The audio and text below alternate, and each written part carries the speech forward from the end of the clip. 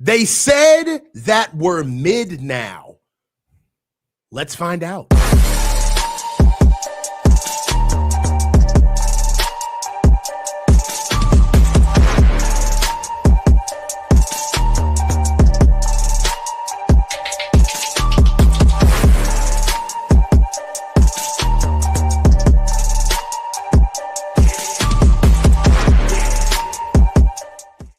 We are here. We are finally here. Welcome back to the Coach's Huddle. This is your boy, the coach, where the field meets family. And don't look now, but we got another weekly installment show called The Neutral Zone. I got my boy, Chunder Boy, who's with me right now.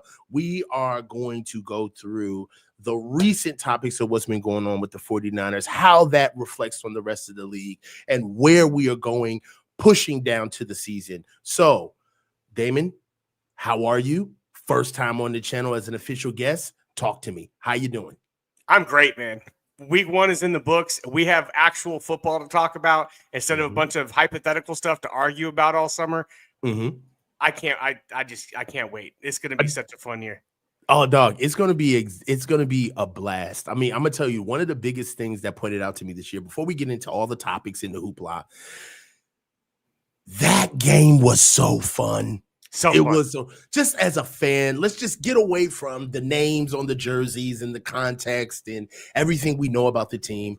If we were just two guys who wanted to catch a football game, dog, that was a up and down fun game. Not the best display of talent on both sides of the ball. We understand that.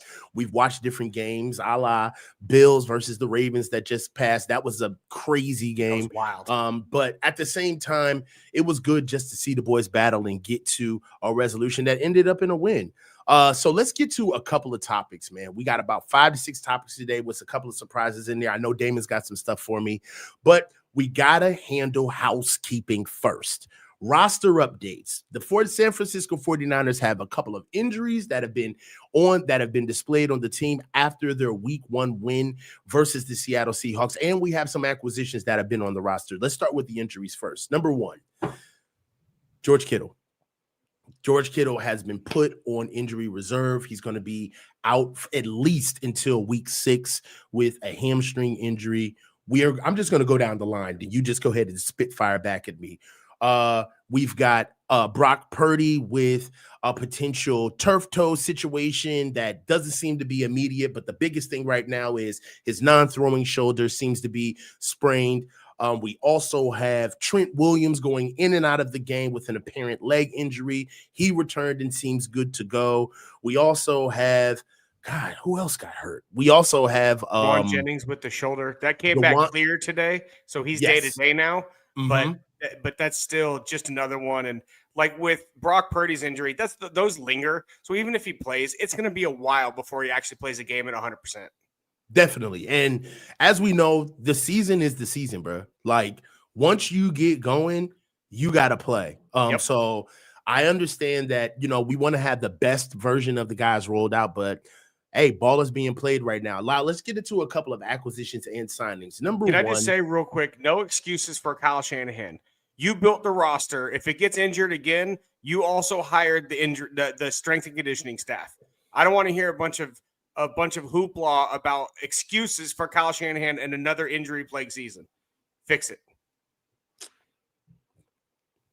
I wanted to be tough on Kyle. But anyway, so I steal some of your thunder with Kyle. I had to steal some of your thunder with Kyle before you got him.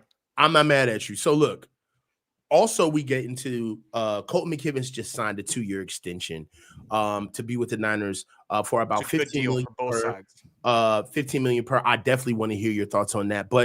And also the acquisition of Kendrick Bourne. We have picked up Kendrick Bourne at receiver. It is what it is. And, you can tilt and squint your eye if you want to, but we need him. We do. We need him. So talk to me about where you stand with the recent just roster updates and what does that mean for us moving forward? What do you think? So, first of all, the kicker that we signed is Eddie Pinheiro. And the margin of success in the NFL when it comes to kickers is not that wide. For reference, Eddie Piñeiro's career make percentage is 88%. Some of that gets skewed some because he had basically a perfect 8 for 8 in 2021 and only missed 2 kicks in 2022. Other than that, his career average is about 84%. But for reference, the best kicker of all time is Justin Tucker at 89%. So it's not that big of a margin. It's really about whether or not you can make the kicks that really matter when they count. Missing a random kick from 50 yards in the second quarter doesn't matter that much. Missing a critical, or especially if you're like up 2 scores already, missing a critical kick when you're down 3 points from 37 yards is unacceptable, or having it blocked, so on and so forth. So it's not just that you miss kicks; it's how you miss them and when that matters. I just Eddie Piñeiro is an improvement, but I'm not so sure he will be.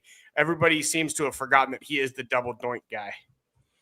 That's a very good call. So one thing that we also are kind of burying the lead on that we missed as far as roster updates is Jake Moody got released. Yeah. So I mean, let's go ahead and get with the eulogy right now. You know what? Let me cook real quick on Jake Moody.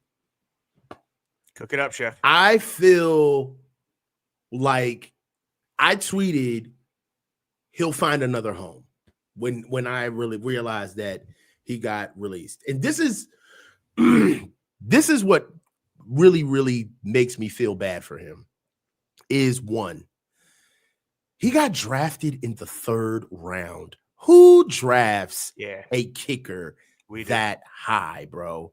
Okay. Secondly, all right, he's been put in a position where he's got all of this pressure around his job, period. And on top of that, the investment involved. Also, another thing that would have saved him from going through all of this is getting released when he should have gotten released, which was during the 53-man cut. Correct. He lost the kicking competition that they tried to act like didn't exist, and he still lost. Okay. And they swept it under the rug with his 1 kick win against the Raiders. And then everything was supposed to be hunky dory. He should have been let go before week 1. Yep. This is all on Kyle. He's the one that let this build up and fester. And I do believe that kickers do need to be in a silo, right? It's more of it's a balls and strikes pause type of position, right? Where it's like, hey, look, either you're making kicks or you're not. You're right. And if you're not making kicks, I'm sorry about the reputation that you may hold, but we can't have you here. And I believe that once you lose that element with a kicker, everything is lost, right? You know what I'm saying? It's just, I just don't understand. Let me stop. I understand. And when a kicker gets the yips, it's unfixable. Bro, let's talk about the bigger issue. What the Jake Moody situation, that's the symptom to the disease, right? The real disease is at 9 years in, why is Kyle Shanahan having a hard time to admit that he's wrong? Yeah. What is this? Watching him be frustrated. I got news for you. Kyle wasn't mad. All of those reactions on the sideline, Kyle wasn't mad that he missed the kicks. Okay? Kyle was mad that he was being embarrassed. That's the problem. Yeah. Right? Kyle was not mad that we blew an opportunity during the game. He was mad that, God damn it, you got me looking stupid out here. Yep. Jesus Christ, make the kick. And that is the problem. That's totally what you see on offense. When you see him mad that we make a play that didn't go his way and he's super frustrated, he dialed it up. You just didn't make the play. I called the right play. Why didn't you block that guy? Bro, that shit was so telling to see him basically ball around on the floor like a 3-year-old in the checkout line because he can't get the chunky monkey, right? You know because he's got to put the Pop-Tarts away. Like, what is wrong with him? The part about the whole situation with Moody that I feel like gets overlooked is the pure arrogance. The reason that you draft a kicker in the 3rd round is because you don't think there's very many players in the 3rd, 4th, or 5th round that can make your roster because your roster is so good. So rather than waste a pick on a guy that can't make your roster, you're going to pick a guy who actually will contribute to the team. And not only that, they said that multiple times that they don't feel like that the guys that they're drafting are all going to be able to make the roster anyway. And they said that Moody would at least make the team and contribute when they were questioned about taking a kicker that high. It's pure arrogance from front to back. Yeah. Yeah. Like, gone are the days. Remember the days when we couldn't even count on getting a rookie class that had good guys near the end of the rookie class, because John and Kyle would all but say our team is too good for rookies to make this team. Yep. Flat out. Like the development, what that also says is the developmental side of what we do has kind of been shut down. We're tapped out. We got a roster that can make all of this happen. Look, Johnny Green is wild. But all I'm saying is that we'll close out on the Jake Moody topic. It was real. I wish him the best. I do believe he is an NFL kicker. He's got the leg. I do. He really too. Does. Right. He's got to get the head fixed. That's all. Yeah. But I just think that he's got to work a little bit on his accuracy. But if Jake Moody can like dial in and kind of get on a team where he could be siloed and just used as a kicker with nothing wrapped around him, he could just go do his job. I really believe that he can salvage his career. Honestly, Sure. So that's my biggest thing. Any takeaways from Kendrick Bourne? What do you think he's going to do as far as helping out the team? So the two things about the Kendrick Bourne signing that make me feel like it's a wasted $5 million. Number one, he has exactly the same skill set as Juwan Jennings. If you're going to bring in wide receivers, I would prefer they bring in guys that help diversify the roster the way they did with Marquez Valdez-Scantling and the way they did with Sky Moore. I get that those guys aren't premier wide receivers, but it's not like Kendrick Bourne is either. But at least they brought in guys with different skill sets. I feel like Kendrick Bourne is Kyle Shanahan signing a guy to be part of his blankie committee. He's got these handful of guys that are Kyle's blankie that he feels comfortable when they're on the field. And I also think that Juwan Jennings and Bourne will both get replaced when DeMarcus Robinson comes back from suspension. So it's actually a compounded extra that we don't need because DeMarcus Robinson is going to be back in 2 games. Okay. Well, we'll see, because we got to figure out what we're going to get out of Juwan Jennings. He hasn't had a camp. Expecting a lot out of him right away in certain aspects of. I understand he's a pro, but I mean, you can't squeeze water from a rock. If it ain't there, it ain't there. He'll be Juwan. So yeah. And closing out with the Colton McKivitz signing. How do you feel about this? You said it was a good signing, and I really want to hear why you think this was a good signing. Good offensive line play is hard to find. And if you find even decent offensive line play, you have to pay $20 million plus for it.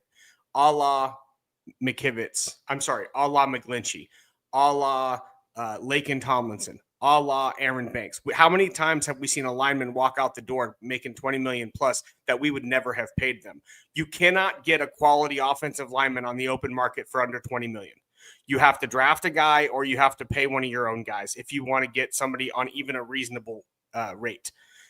The 49ers philosophy is what it is. We can argue and discuss all day long about whether or not it's a good philosophy or bad philosophy to have.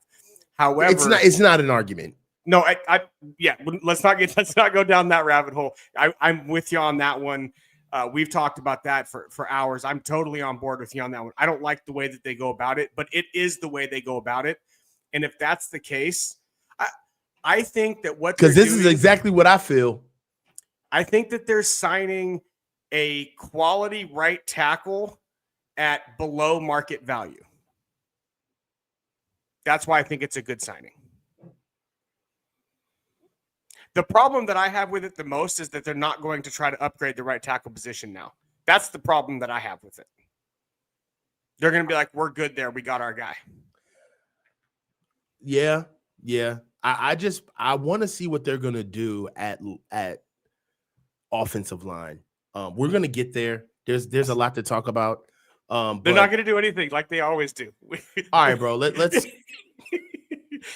Even though we beat our heads against the wall over and over again, I'm in the basement of interest on this team, right?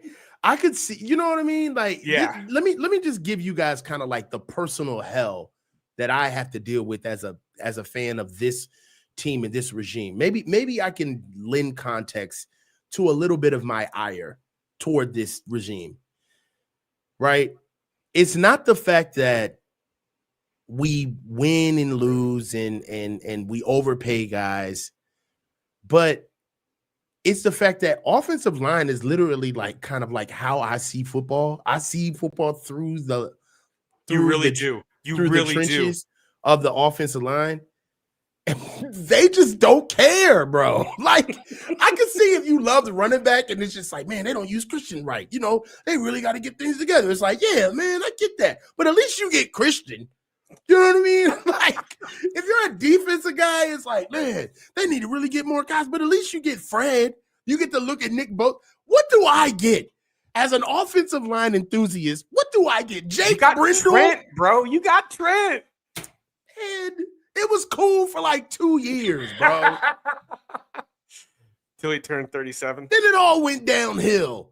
I've had to look at Aaron Banks. Come on, man. Give me a real offensive line. John Feliciano. Really? Anyway, I just wish that we would just load up the way the Eagles do or the way the Ravens do. Right? Just go ahead and get a wall, man. I think it would improve Brock Purdy's play tremendously. Anyway, it would also, you know what it also would do? It would slow down on skill players getting paid. You really have to develop guys because you got to pay the O-line. That's you know what I'm saying? So, hey, let's get into it. Our next topic. So, with our next topic, we have Seahawks takeaways. San Francisco 49ers face the Seattle Seahawks in week 1 of the season at Seattle, winning 17-13 and putting us 1-0 in the NFC West division. Damon, give me your top 3 takeaways from this game. 1, Seattle is not as good as a lot of people think they are. 2, neither are the 49ers. 3, that defense is not good yet, but it's going to be stupid good in a year or 2. I think the defense is just a year away, but Sam Darnold is not going to fix your offense. The offensive line is bad. Charles Cross is the only good offensive lineman they have. Who? Charles Cross, the left tackle. He's actually solid. Oh, you're talking about Seattle. Go ahead. Yeah, sorry. My bad. Yeah, the left tackle for Seattle he's good. Their right tackle is an open swinging door. He's a bum. It's true. I mean, that last play where Nick Bosa literally walked him. People are acting like, Sam Darnold just accidentally bumped his arm into his player like he's some sort of buffoon. No, the right tackle got walked into his lap in about 2.6 seconds. Yeah. Or sorry, 0.26 seconds. Like, I mean, just got walked into him. So Seattle's going to have a lot of work to do on their offensive line as well. Their running backs are really good. They've got a really good combination. I just don't think Charbonnet's better than Kenneth Walker III. I agree. I think that Charbonnet is going to be more of their runner and that Kenneth Walker is going to be more of their utility back. Third down utility, do it all back as opposed to your bell cow runner. Mm-hmm. On the outside, I mean, this entire game can be encapsulated in the fact that Sam Darnold threw for 150 yards and 124 of them went to JSN. That's the whole story of that's all. If that's the only stat you knew about the game, it's the only one that would matter. That's how effective their offense is. All right. Well, I like that. Here goes some of my takeaways. 1, we cannot run the ball. with Christian McCaffrey anymore, especially in between the tackles. That's going to be tough sledding for the rest of the year. We're going to get into Christian McCaffrey, but Christian is, I hate to put it this way, but the reports were true. He has lost a step. It's clear. It's evident. So that's one. Two, the offense is still the redheaded stepchild of this team. They just can't get right. You know, when Kyle talked about this team needing to be ready, being a different team, basically, by week 12, he was kind of like tempering expectations. Like, hey, man, stick with us. They were leaning toward the defense because we've got freaking 7 new starters on defense, and 4 to 5 of them are rookies. But the young guys played better than the vets. Collectively on defense, it was the defense that actually saved the day and played lights out. Dude, it was like 4 minutes left in the third quarter, and Seattle still hadn't passed or ran for over 100 yards. All right? A couple of things during that game that weren't pretty, but there was perseverance with the defense, and I'm just still sticking on the defense, is Upton Stout, man. I was impressed with Upton Stout. Now, one might say, Coach, what the hell are you talking about? He was getting torched on, like, especially early in the game. But that's what they were doing. They weren't going towards Diamador Lenore. They were picking on Upton Stout. They were trying their best to get traction with JSN, Jackson Smith and Jigba. And at times, man, early on, it was working, but I saw the demeanor, right? He didn't falter. He didn't waver. A lot of young guys would have went in the tank. First game in the NFL, and you're constantly getting dialed up. Like, you know what I'm saying? Like, that's a problem. Kid has moxie. He's got a lot of moxie. I really was impressed with just how he battled, how he responded. I was really impressed with Nick Bosa. Nick Bosa had a really good game. I was impressed with Fred D. Winters. My God. Where did that? Yo, I swear to God, D. Winters, it was, you know what it was? Like, I feel like D. Winters was like Will Smith fighting for Jada's love because she loves Tupac. Like I could be Dre Greenlaw too. Like, I'm gonna tell you, man, like D. Winters, he must have heard all of the chitter chatter about we not gonna find another guy like Dre. And you know what I love about it is that he's doing it his way. He's not trying to play like Dre. He's playing his own way, but in a very physical posture. I loved what D. Winters gave us. Dude, there was like a third down, and he came down on a blitz and blew up the backer. My God, yo, you could hear the pop over the crowd noise. It was loud. Bro, D. Winters had a game. Very impressed with D. Winters. The young guys still have a ways to go. Michael Williams, he struggled. He was solid against the run, though, still, which is what you were, that's kind of the baseline that you're hoping for with him is you got to at least be that. You got to at least be that. So he struggled, but no more than Alfred Collins. I mean, Alfred Collins. Kinlaw 2.0? Kinlaw 2.0? I hope not. I'm going to say something. He too young. He just got here. I'm not going to say that. But, you know what I'm saying? He's only played one game. I'm not going to go that hard. But one thing that does strike me about Alfred Collins is his pad level. He seems to be a little tired. The game speed is a little too much for him. And he gets moved, man, with ease. You know, they're really going to have to work on him with technique. Alfred Collins is going to be a labor of love. Go ahead. So as the game, hopefully the game starts to slow down over time. You start to see it quicker and stuff like that. Will some of that stuff improve? Like, just you see it faster and you're in a better position? Or is that just a technique thing? And if he doesn't get it cleaned up, it doesn't matter if he sees the game faster or not. Say that again.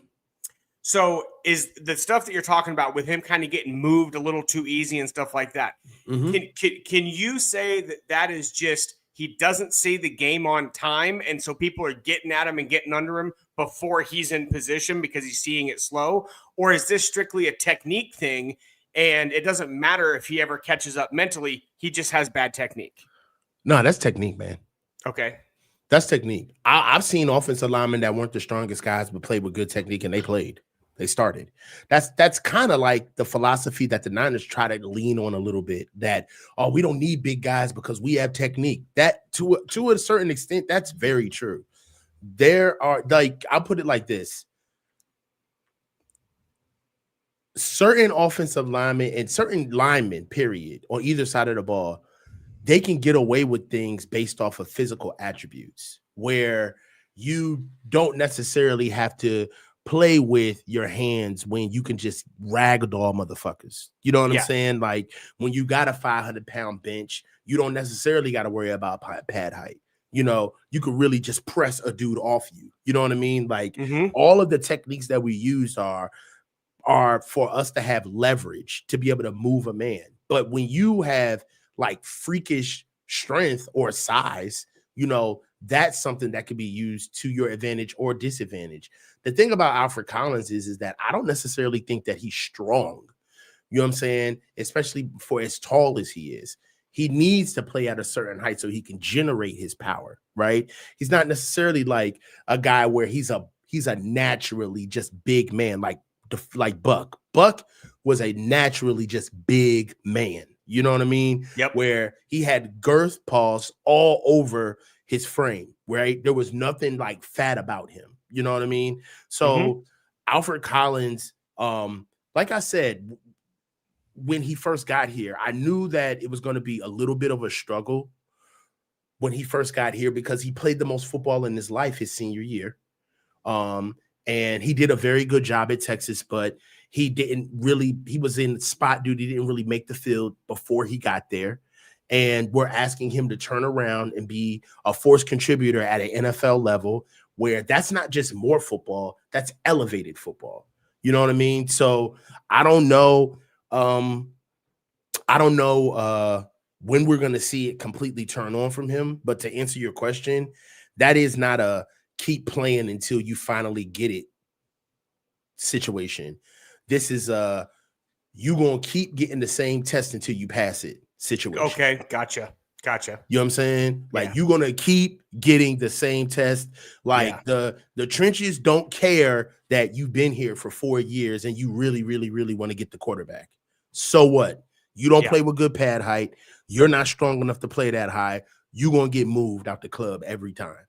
Right. So there are certain things where, like, think about it this way. Remember when DJ Jones was here and Coach Kasarik used to harp on DJ Jones all the time to keep his feet moving. Keep your feet moving. Please do not stop moving your feet because of why? DJ Jones already had natural pad height because of his body type. Right. So he's already going to come out popping. But how do you stop a DJ Jones?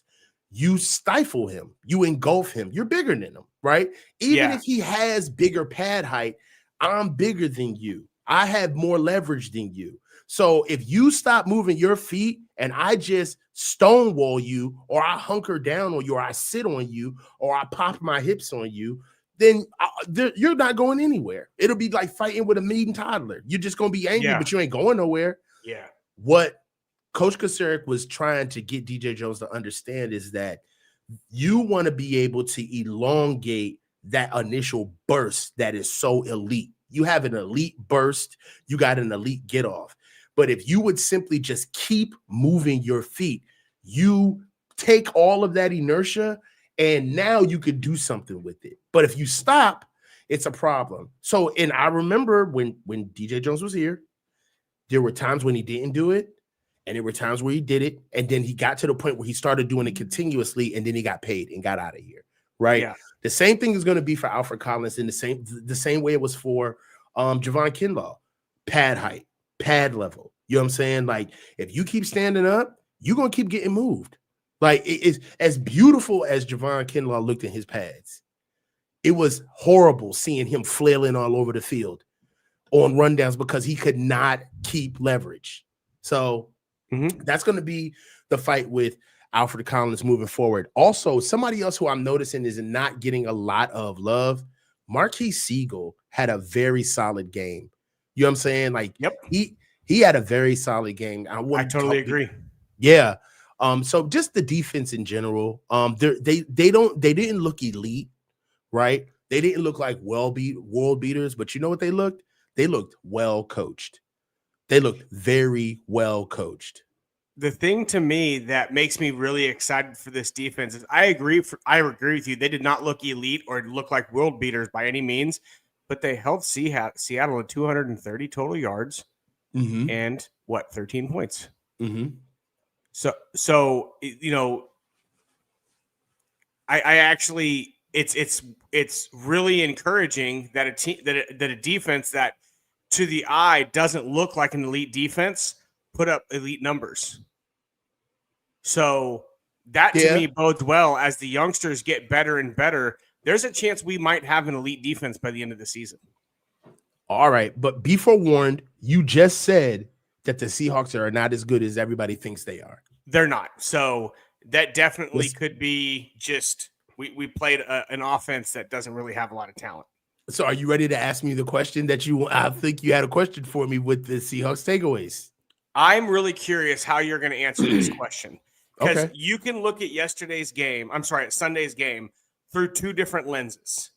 One lens is the 49ers showed against Seattle that they're a good team who can win even when they don't play their best football, even when their kicker has one blocked and misses another one, even when their quarterback throws 2 interceptions, they can still win a game because they're a good football team. Or you can view that game through the lens of they're a bad football team who made a ton of mistakes and got lucky enough to make just enough plays, including a lucky play at the end of the game, to scratch out a win against a mediocre opponent. Which lens do you see the game through? It's a very good question.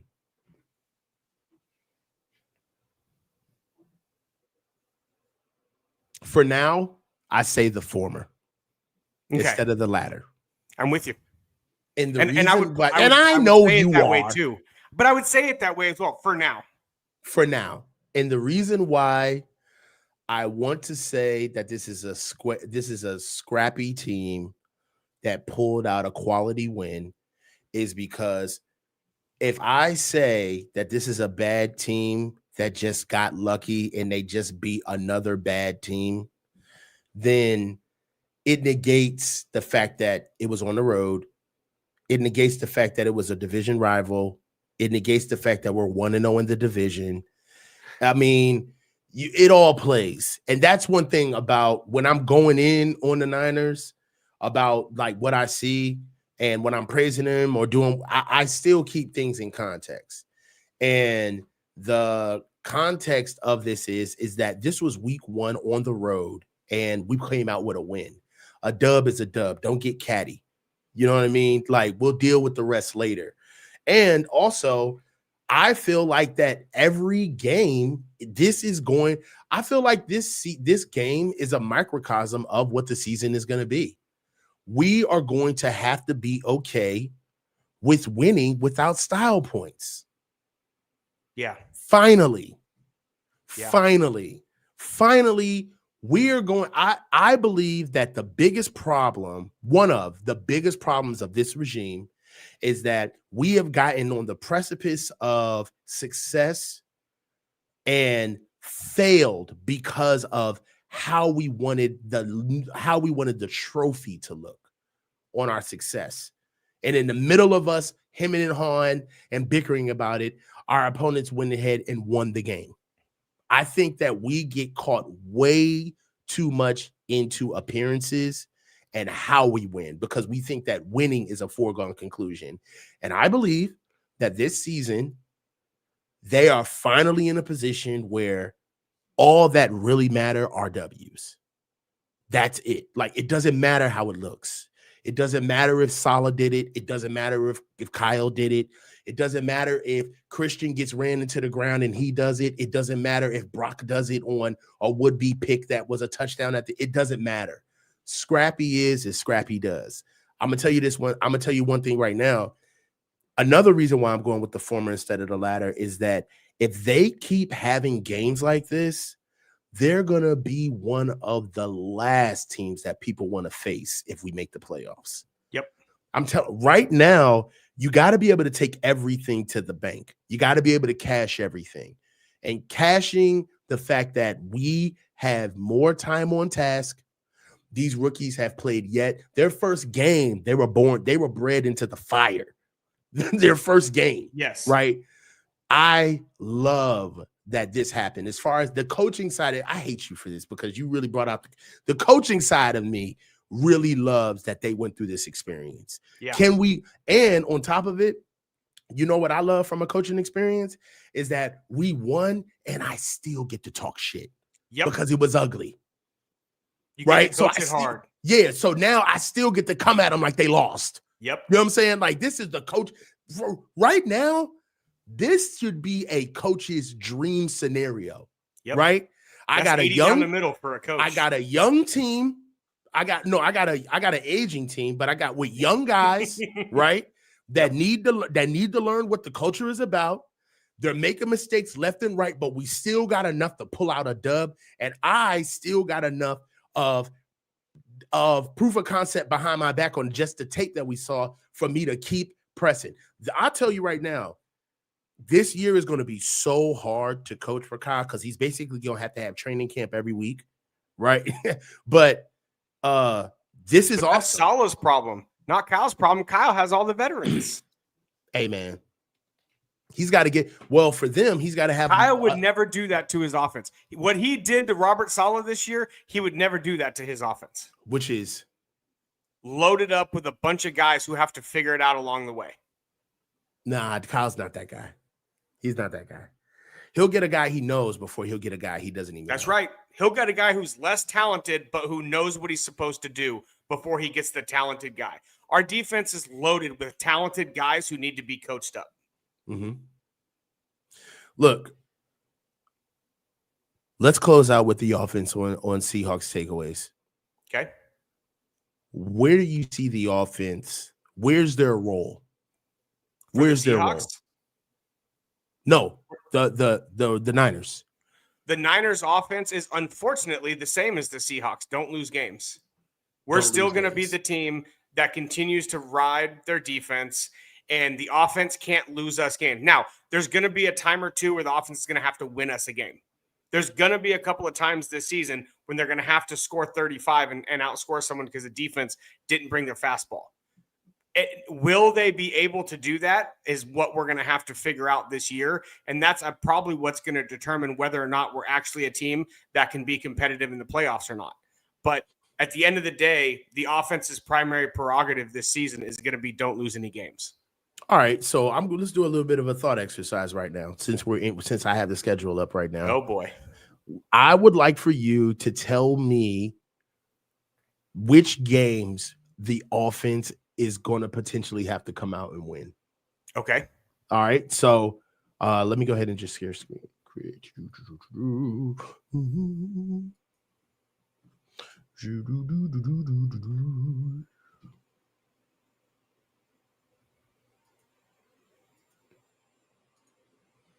All right, sucking MC. Here we go. So Seattle, I had us losing this. I have us going 10-7 this year. So these are I have them saved. This is my predictions. New Orleans, is the offense going to have to win this game for us? No. All right. Arizona. Yes. Jacksonville. No. Rams. No. Really? Yeah. That's interesting. I'm just going with 5 years of both. I mean, Robert Saleh absolutely owns McVay. Owns him. Look at the record of McVay played the Jets too. Robert Saleh owns McVay. I hear you talking. All right. Okay. That is Tampa one Bay. where our offense is going to have to definitely not make mistakes, because a mistake it's going to be close. All right, Tampa Bay. They're back. Yes. Yes, I'm about to say Tampa Bay has weapons. Yeah. Yes. Tampa Bay for sure. Thank you, Jay. Tampa Bay for sure. Atlanta. At that point in the season, maybe, but for now, I'm going to say no. Yeah, I don't know what they're doing. Penix might be rolling by then. Penix might be rolling by then. Yeah. I watched Atlanta week but one. as it stands today, no. Houston. Before the end of last year and the beginning of this year, that would have been an absolute yes, but I just feel like Houston has kind of lost their way a bit on offense. CJ Stroud's last 8 games, the numbers are not good. Now, I haven't watched a lot of those games, so I'm box score scouting here. So, forgive me if I'm missing some context. Mm-hmm. But no, I don't think that we'll have a problem with Houston's offense. Jets. Is that Giants next or Jets? Giants. Sorry. Giants. No more Saquon. Will our offense have to win this game? Okay. No. Not their offense, our offense. Well, if their offense can beat our defense soundly, then our offense has to outscore theirs. So I'm looking at the other team's offense against our defense. And so the New York Giants would be a no. I like where your head is at. Rams, we already said no. Mm-hmm. Arizona. Another probable yes. We struggle. So it's James Conner. Cardinals have James Conner and then Kyler Murray, a scrambling quarterback. It's not necessarily the Lamars of the world. It's the Kylers and the freaking Russell Wilsons of the world that give us fits. Yeah. Carolina. No. Cleveland. So this is a maybe, depending on where they're at in this point in the season. But I honestly think Cleveland might be on like their 3rd quarterback by then. So it's going to definitely be a no. Got to buy a week in week 14. Tennessee. This is another one that could be a yes, depending on how Cam Ward develops. If I was doing this with Washington last year at this point, it would be a no, but it definitely should have been a yes. I'm going to stick with no, though. Okay. Yes, the new Call of Duty is coming for Christmas. I got you, John. Indiana. Indy. After what I saw yesterday, I think this has to be a yes. Yes. There you go. I agree with that. Great running back, 2 good wide receivers. They got the tight end that I wanted in the first round. Yeah. Chicago. Yes. Really? I liked what I saw out of their quarterback yesterday. Not the whole game. You like Caleb Williams? I didn't come into the season. The improvement that I saw yesterday in just his basic, just like body posture mechanics, the way he was operating in the offense was so much better than it was last year. If you combine that with improved skill position players around him and a top tier offensive coordinator, I think by the end of the season, that's going to be a scary offense. I think that Caleb Williams struggled yesterday, bro. I'm telling you, man. I think that he did. He did for sure. He did not look good to me, brother. But I feel like he improved a lot as far as how he was operating within the offense, trying to go through and do things correctly on the right, like trying to stay on schedule. He was trying, I think that operationally he improved over what it looked like last year, and it will continue to improve. By the end of the year, I think that offense will be humming. I agree with this 97 Hove.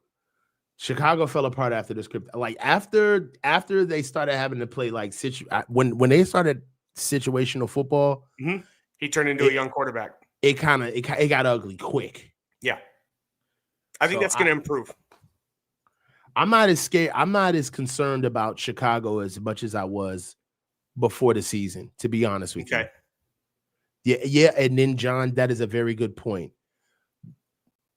Yeah, but who doesn't struggle against Minnesota's defense? Is pretty much the best defense in the NFL. Yeah, they're right up there with Denver and Philly. Yep. And then Seattle win. Seattle. I don't think our offense will have to win that game. So right now, you got us with Tampa Bay offense has to win that game. Arizona is a toss-up for you. Yeah, I have us winning one and losing one against Arizona. And Indy. And Indy, yeah, after watching yesterday. So by your summation, you believe that basically our defense, we could ride our defense out for the remainder. Yeah, so I think that our defense is going to continue to get better, and that I don't think we're going to have to score 30 very often to win a game. I agree. That's a great spreadsheet. Thanks, buddy. Too bad that nickname's taken. You said what? Too bad that nickname is taken. What nickname? The spreadsheet. Yeah, I know. But this thing's fire, isn't it? That's really good. Yeah, man. You know, I try. I'm a freak in the sheets. So my thing is I agree. I agree that, you know, the offense is going to have to play their role this year. I do believe that, you know, taking time of possession, having that 20-yard to 20-yard line offense where you're struggling in the red zone, which is what we're going to do. Yep. Is what's going to help that defense. I just don't I keep saying this, but I so understand why they hid this team away from us in the offseason. It all makes sense now. Like, do you know if they would have had this team out, if they would have tried this stuff out during training camp and had like the regular field where we were able to like actually watch team, nobody will be talking about how optimistic. Kyle, I understand. Let me just say that I get it. I get it now. I truly understand. So look, let's get into our next topic. We do have some super chats. Let's get to those first. Sure. Manhattan John, thank you. More likely this season, Niners and Kyle learn how to win different in different ways, or the wheels come off and we miss the playoffs. If we miss the playoffs this year, what say you? Do you believe that you know, what's the recourse? What do you think should happen? If we win less than 10 games, whether or not we make the playoffs or not, Kyle should go. I believe that by the end of the year, we're going to have a position where it's not even going to be about Kyle, but it's going to be about letting Robert Saleh walk out the door. Yeah. We can't let Robert Saleh leave. I think that he's the best coach in the building. That's become all right, man. I think that's going to turn me to the dark side, my friend. You've turned, bro. I've been working on you for years, man. Almost 3 years now. I've been working on you for years, bro. I'm glad, but yeah, I believe that it's not even going to be about Kyle at one point. They're going to realize that how good of a job this defense has maturated, and it's going to be foolish to even try to let Saleh out. My only thing is Saleh really? This is one thing. You know the reason why I would love for Coach Saleh to be the head coach? Because it would answer the only question that I really have about him. Okay. Is he a killer? About Saleh? Yeah. Interesting. Is he a killer? I know you're tough. That's interesting. Yeah. I know you're tough, man. But there's difference. Yeah. I get it. And I know you know ball. I get it. And you're a hell of a people person, coach, right? And your coach speak is top fucking notch, my dude. But oh yeah, are you maniacal? Are you a serial killer? Will you sweep the leg? Will you? You know what I'm saying? Like, will you go full Cobra Kai? Will you go? Will you do it? Yeah. If Coach Saleh takes this job and is like, you know what, Kyle, not for nothing, you know, they want me here. And you know what? Fuck it. Even if it's out here, yes, I'm a better coach than you. Like, if Saleh is able to take this head coaching job while Kyle walks out, I will be so down for it because I'll know he's ready. We'll see the glow, Jay. We'll see the glow, dog. That's my only question about Robert Saleh. Because I'm going to be honest, there's nothing more personal about business than friends in business. And if I take your job, that's letting you know that I'm putting the job over our friendship. I truly want this. And me and you were cool, but this got to happen. If Saleh takes the job, I'll know he's ready. Is there a chance that the conversation behind the scenes is Saleh refuses to like betray Kyle, and Jed looks Saleh in the eye and says, listen, he's getting fired either way. We want you to take the job, but either way, Kyle will not be here next year, and then Saleh takes the job. Do you think that kind of a conversation has to happen, or do you want Saleh to just have what it takes to say, no, this is my job now? I want him to want the job. Yeah. That's what I'm saying. I don't want the rebound. I don't want well, what else are we going to do? We might as well get Coach Saleh. No, I don't want that. I want Coach Saleh to take the job because he wants the job. Like, hey, dude, not for nothing. You're not doing this shit right, bruh. Like, I want the job. You know what I mean? Like, when you steal a woman from another dude, you ain't gonna get her talking about what you coulda, shoulda, woulda done. You gotta talk big, baby. Leave that chicken dinner and get with a winner, baby. Come over here. He really got it. Yo, I'm just telling you, for Saleh to take it over, it's gonna be it's gonna be a little bit of guerrilla warfare, and I'm down for it. Somebody gonna have to get shivved. Somebody might get shanked. It is what it is. We got one more super chat for Frisco Shields. Bob is here to be head coach. Kyle Shanahan is fighting to keep the spot. You think so? You guys think so? Look. Tell me if I'm wrong. Did you or did you not get the vibe that if you didn't know the context of the team, that Coach Saleh was the head coach and Kyle Shanahan was the offensive coordinator? I know I can say one thing for certain. Kyle Shanahan will not be on this team unless he's the head coach. Okay. There won't be no dual head coach. There will be no step down. That is, anybody that thinks that any of those scenarios that are even remotely close to that are possible are kidding themselves or have not been paying attention. There's no way there would be a step down. But look, no, it's going to go up in flames when it does. All right. So look, we got one more topic before we get out of here. I told you, Damon. So let's go to Brock Purdy, the coach good and the bad. Here goes the deal, okay? Brock Purdy is the $53 million man, all right? The ho-hum boy next door, Mr. Irrelevant story is a thing of the past. That's over now. Money, okay? He got big money. Yeah. It's chess. It ain't checkers. Talk to me about the good and the bad.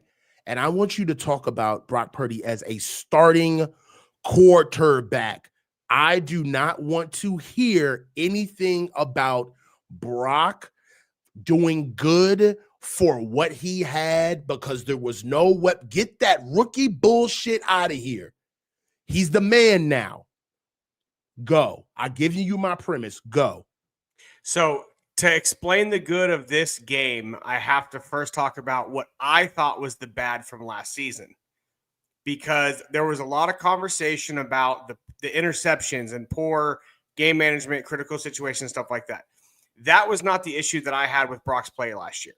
The issue that I had with Brock's play was he didn't take what the defense was giving him. He consistently missed the open and easy plays. He consistently floated a ball to a guy on a crosser. He consistently dirted a ball to a guy in the flats who's open. He wasn't taking the plays that the defense was giving him. Mm-hmm. The difference between a starting caliber quarterback, a high-level quarterback, and an elite quarterback is very simple. I'm sorry, a journeyman, a starter, and an elite quarterback. A journeyman quarterback can do some special stuff every once in a while, but there's no consistency to their game from game to game throughout the season. Okay. Starters take what the defense gives them. They can do the basic stuff correctly, but they're not going to give you any extra. So if the team around them is not awesome, they're not going to win anything. because they can't take it from the defense when the defense doesn't give it to them. An elite quarterback takes what the defense gives them, and every once in a while, they go out and take it from the defense when the defense doesn't want to give it up. Now tell us what he is then. Right now, he's a high-end starter. Right now, he needs to get back to taking what the defense gives him, and sometimes he can go take it from them. He'll hit a scramble. He'll put a ball in a tight window. He does do that sometimes, but he's not an elite quarterback yet. First, he has to get back to doing the basic stuff consistently. I don't have a problem with the 50-50 YOLO balls. I don't. That's him trying to take something from the defense when they don't want to give it to him. As long as you're making all of the other plays when you're supposed to. Damon, give me the good and the bad of Brock Purdy against the Seattle Seahawks, bruh. The good is he did. I'm done with the icing. Get me to the cake, dog. What we all the simple things. You know, let's get a little bit of premise out the way. One of the reasons why this show is going to be really good is because Damon is a very, very strong Brock Purdy fan. Okay, so this is why, like, I'm bringing a little bit of what we talk about. 80% of our arguments. Yeah, 80%. exactly. Sometimes you got to bring the flies to the shit. So let's get to it. God damn it! Tell me the good and the bad of Brock Purdy against the Seattle Seahawks. You just gave me this ASAP Fables, Land Before Time, Littlefoot, Bigfoot situation about what Brock Purdy can be, would be, and if you wish upon a star, all of that. Tell me what he did against the Seattle Seahawks that was good, and tell me what he did against the Seattle Seahawks that was bad, and tell me where he stands. I flew the shit out of that plane, but I forgot to land it. So let me land it real quick. So at the end of the day, Brock Purdy did the things, the basic stuff that quarterbacks are required to do really well. At the end of the day, the quarterback's primary responsibility is to distribute the ball where it's supposed to be. That includes being in the right play. That includes reading defenses and all the things that go along with it. He did that well yesterday. He didn't have anybody running wide open that got missed. He didn't have any that were like like one of the terrible decisions he made last year against the Rams. It's 2nd and 11. He throws a ball into triple coverage with 2 guys open underneath. Right? That's a give me from the defense. It's a free first down. Just take it and say thank you. Don't throw the ball into double coverage. Right? He didn't do stuff like that this game. When he was throwing those balls, the one that got picked, for instance, Christian fell down. The middle linebacker is very simply, I mean, he's supposed to be further up than he was, but Christian falls down, so he gets deeper. You can't throw that ball. But it wasn't systemically bad. You just missed a guy. You can clean that up with film review. So now, here's the bad. He hasn't cleaned that up with film review. He's in his 3rd season. And so the good you said all of that and said, but you can clean that up with film review. Now, here's the bad. He hasn't cleaned that up with film review. Like, come on, bro. Yeah. So he has to get to a point where he improves past what he has been to this point. Right now, he has shown us that he's not progressing fast enough.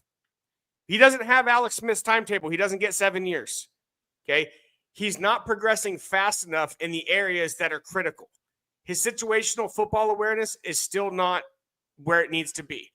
His ability to see the defense after the snap when the picture changes is probably my biggest concern with him.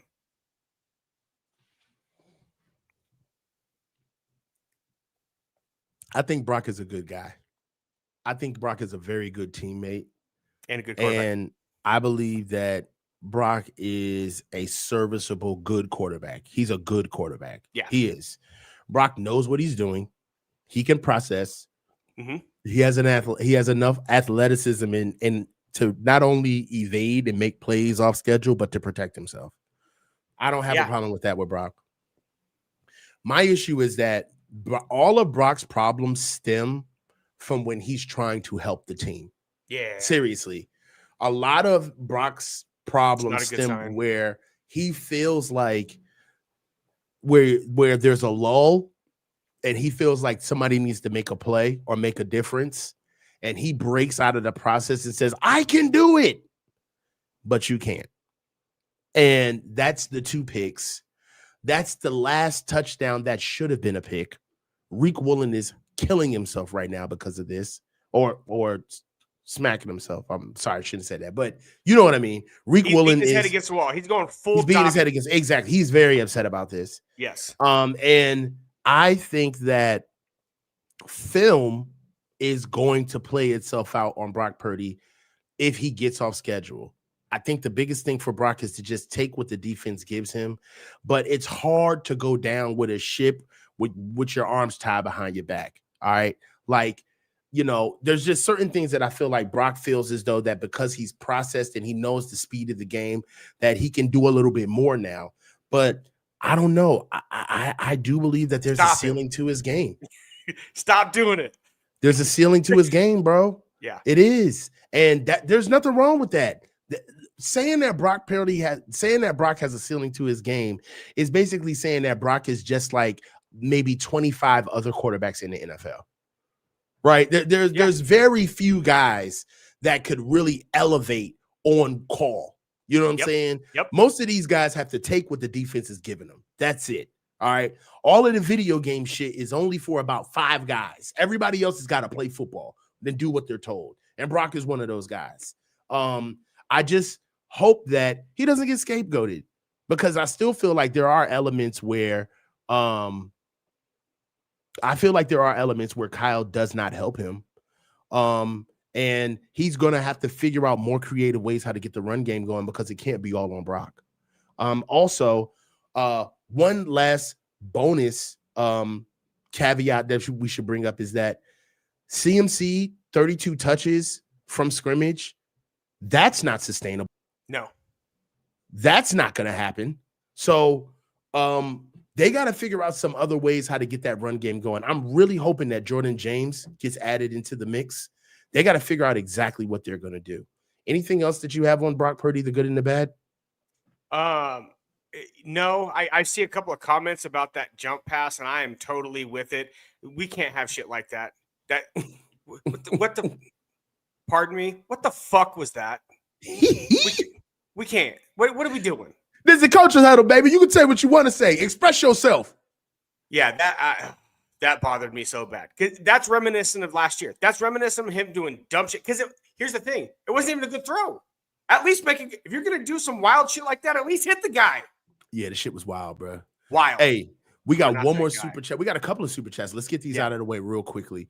So we got Frisco Shields, the bad. Brock Purdy is doing wild shit. Jump pass, no clear reason. The good. Brock Purdy is maximizing questionable personnel and underutilization of his ability. No bootlegs, play action, or screens hurts. Yeah. That's a good point. That's a very good point, Shields. We got to be the Minutemen. All right. We're not the Redcoats anymore. No. They got to stop with all of this archaic ass old football. We got to start using hurry up. We got to start using screens, bootleg, everything. Screens, bootlegs, play action. We got to catch the defense when they're down. We got to speed Daniel the clock Morgan up. Swamp Fox style. Let's go. Come on, dude. We got to Davy Crockett the fuck out of this season. I'm telling you. Like, we can't sit back like we're like U.S. military where we could just mosey on down and take our time. We got to hide in the woods. Okay, we got to catch motherfuckers not looking. Yeah. All right. No BDUs for us. We got to grab our cousins Cletus and Jed and the musket and a couple of bloodhounds. That's all we got, baby. We gonna make it work. Sean, Brock gets too cute. Doesn't recognize his limitations. He thinks he's better than he is. The throw after a beautiful sidearm around a defender. He tries a jump pass. I know. Just throw another one around the defender. What are we doing? Sean, I agree with you 100%. I feel like right when he does something highly efficient, he kind of smiles and looks left to right and be like, kind of good at this shit. And like he pulls some wild. Then he pulls some wild shit the next play. It's like, no. That's not what you do. No, that's too much. That's too much. Bring it back. Hey, dude. Hey, it's just so many things. But look, we're going to have so many other times to talk about this. Damon, Chunderboy, my guy. My guy. Plug the channel.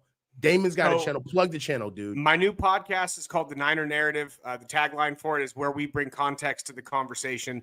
I just want to start taking some of the narrative stuff, some of the statistical stuff, some of the analysis stuff, throw it all in one big stew together and try to bring some context to this crazy world that is the San Francisco 49ers. I just dropped a video, I think 2 days ago, maybe 3, on like the top 5 advanced metrics for analytics and kind of what they are, explaining them, things like DVOA and EPA per play and stuff like that are a little bit nonsensical to people that don't understand the statistical world.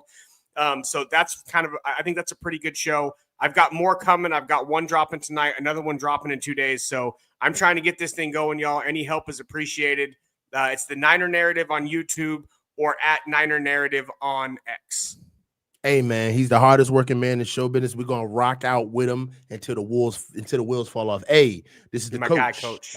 This is the coach, Damon. Hey man, signing off. Guys, stay low and keep your feet moving. I'll holler at you guys, man. Y'all be good. And this was a really good show, man. Can't wait for the next one.